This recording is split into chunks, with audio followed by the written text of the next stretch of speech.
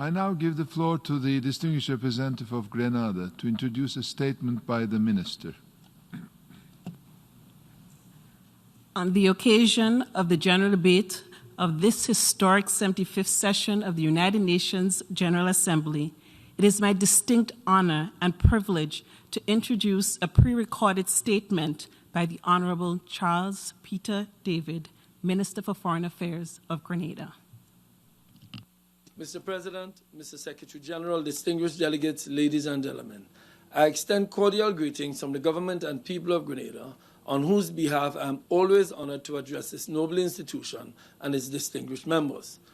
Mr. President, I join those before me in congratulating you on your election as President of this 75th session of the General Assembly. I am confident in your stewardship and assure you of my delegation's cooperation and support. Your presidency and leadership during these turbulent times require agility in navigating such waters. I also take this opportunity to commend your predecessor, Ambassador Tihani Mohamed Bande, for his able stewardship of the 74th General Assembly. I further wish to thank both you and Secretary General Gutierrez for your leadership and willingness to serve as guardians of the spirit of our UN Charter. Mr. President, Grenada recommits unwaveringly to the United Nations and its principles as outlined in the Charter. Our commitment in national and international fora alike to the norms of peace, equality, justice, and to human rights and multilateralism is clear. Let us never forget that the raison d'etre of this august body is essentially to solve the world's problems through multilateral efforts. The growing challenges we now face as a global community, such as poverty, poor education, and climate change, have been compounded by this dreaded pandemic and in turn risk stymieing the progress made in implementing the 2030 Agenda for Sustainable Development and achieving the Sustainable Development Goals. This risk is more acute than most to small island developing states, such as Grenada, given our unique vulnerabilities, including climate change impacts and high indebtedness. Mr. President, these are problems that cannot be solved by individual member states. Our efforts must be collective, focused, and strategic if we are to achieve meaningful progress for the future we want. It goes without saying that we are at a time of immense challenges, but consequently, equally immense opportunities. The world is at the juncture where the old realities meets the genuine potential of a new world order, only if we can grab this moment through genuine multilateralism. Across seas and continents, people have had to reconcile their pain with the hope that it is needed to survive and to thrive. The United Nations we need is a United Nations that respects, promotes, and encourages solidarity and joint action. The United Nations we need must promote equality and respect for all humanity. The United Nations we need must protect populations from the crippling effects of unilateral sanctions and other coercive measures. The United Nations we need must always keep at the forefront achieving sustainable development for all peoples.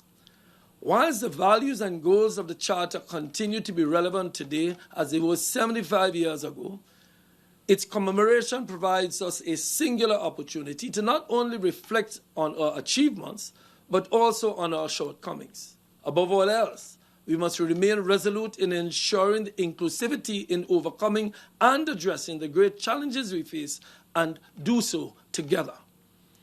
Mr. President, our assemblies occur in a global context with continued and increasing anxiety occasioned by the COVID-19 pandemic and the economic, social, and political upheavals that it has caused around the world. COVID-19 and its adverse impact on the economy of small states, particularly small island developing states, and the achievement of sustainable development goals cannot be overstated. In Grenada, for example, we are dealing with the devastating impact of the pandemic. From projections for an 8th consecutive year of growth, Grenada is now facing the stark reality of negative growth, triggered largely by the significant impact on tourism, construction, and education.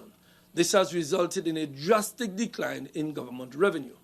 In July, for instance, the combined revenue collection by Customs and Internal Revenue Division dropped by 53% compared to that of 2019, a decline likely to be replicated across our main revenue-generating departments over the next few months, a staggering figure for a small island, developing and microstate as Grenada.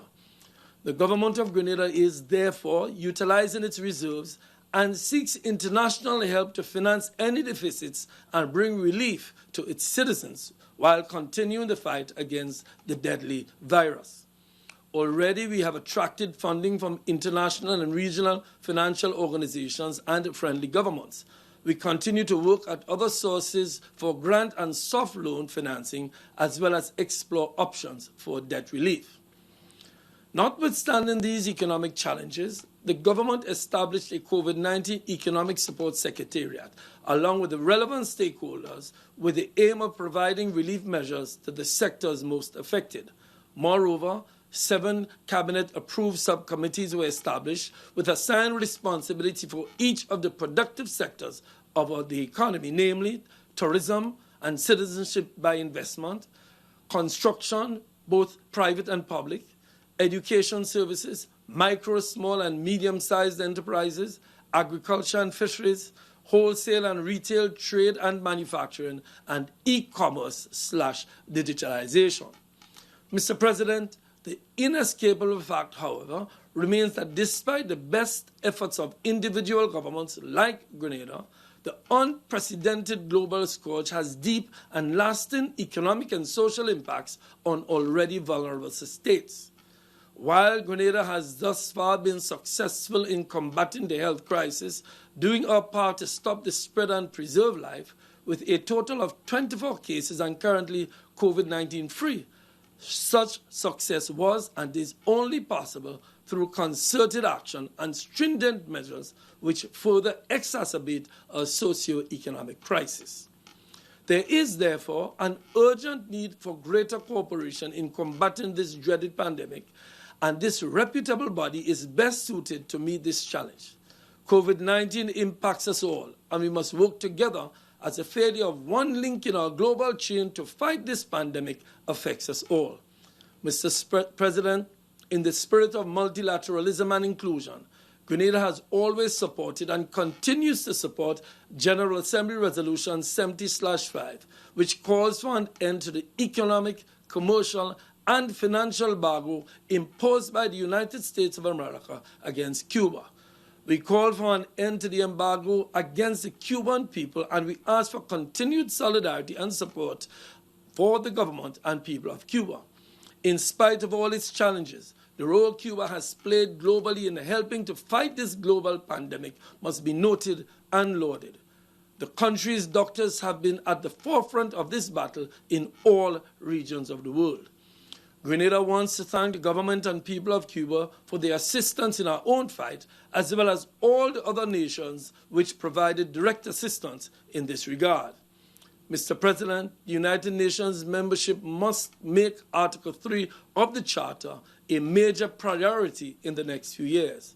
Our founding fathers called for this body to achieve international cooperation in solving international problems of an economic, social, cultural, or humanitarian character, and in promoting and encouraging respect for human rights and for fundamental freedoms for all without distinction as to race, sex, language, or religion.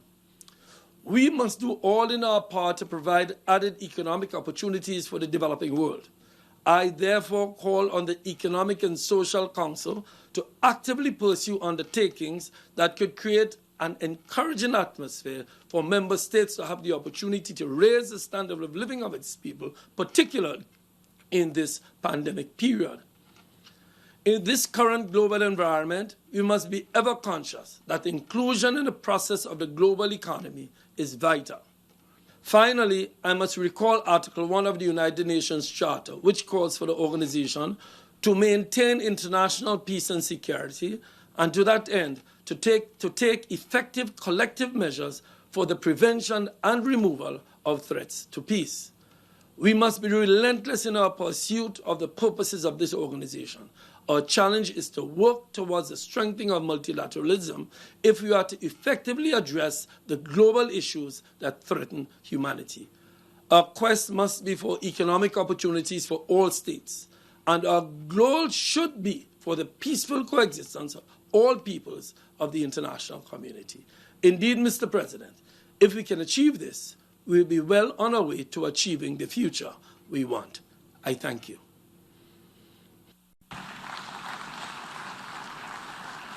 On behalf of the General Assembly, I wish to thank the Minister for Foreign Affairs and Labor of Grenada for the statement just made. I now give the floor to the distinguished representative of Barbados to introduce a statement by the Minister.